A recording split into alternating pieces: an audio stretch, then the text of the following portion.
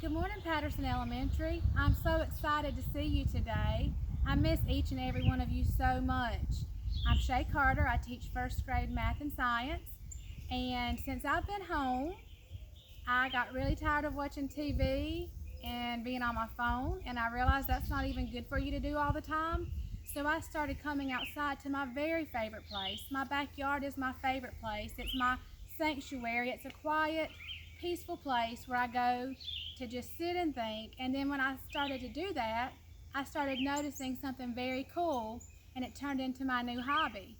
I started to watch birds. This tree is full of all different kinds of birds.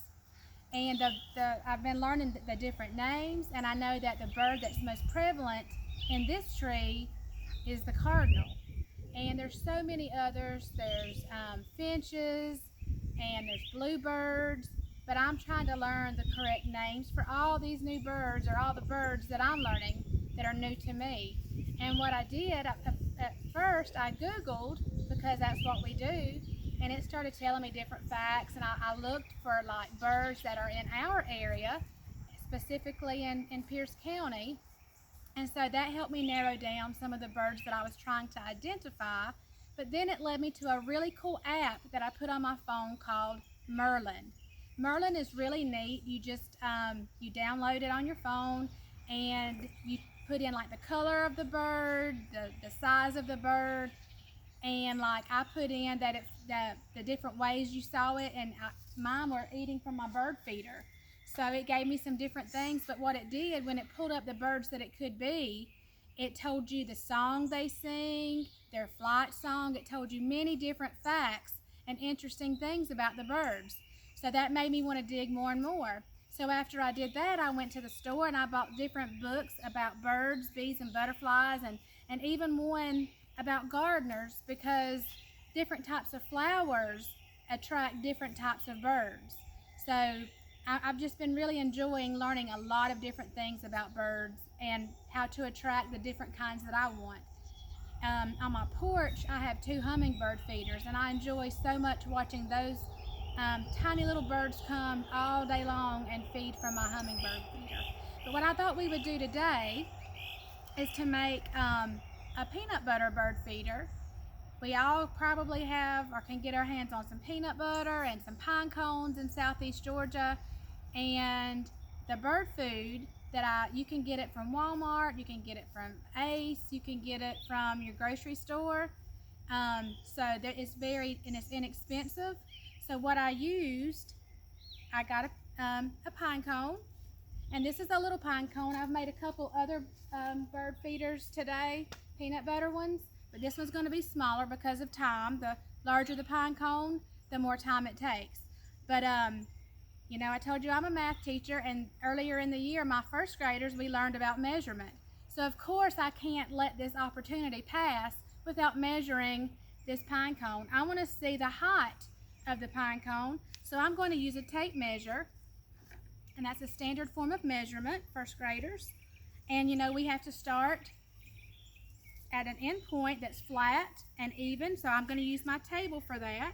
And I'm putting my tape measure, and this is measuring in inches. This pine cone is about 5 inches tall. And then something that we didn't learn about first grade that comes a little later, and it's not just for first grade, it's through 5th grade. And I know by the time you're in 5th grade, you know about circumference. Their circumference is the biggest area around an object. So we're going to go around the fattest part of this pine cone and get the circumference, and the circumference is about 9.5 inches. So that is the size of pine cone we will be making a peanut butter bird feeder with.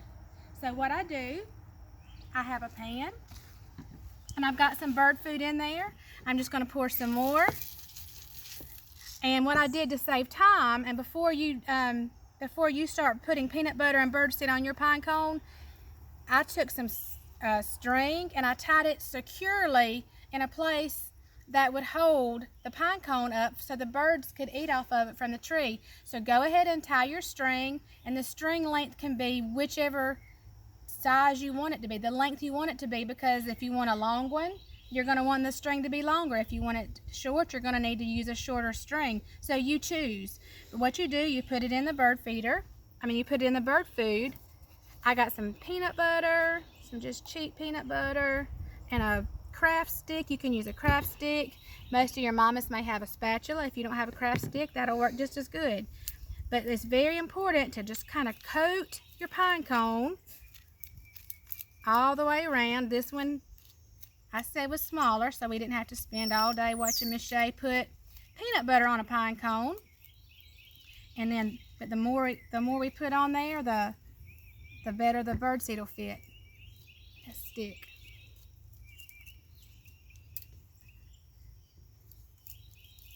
And it's fun. And when my little boy and my little girl were, well, they're not little boys and little girls now, they're teenagers.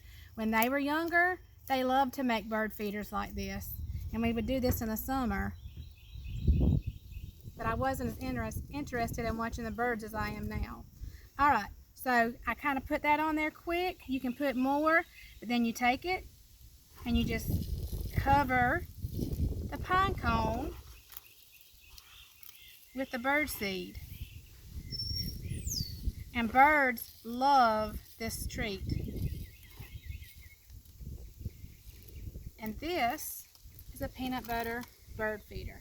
And you can shake off the excess, but the birds really enjoy it, and mine have really enjoyed it, and I hope you enjoy making this quick little science craft. I miss you, I love you, and I hope you have a fantastic day.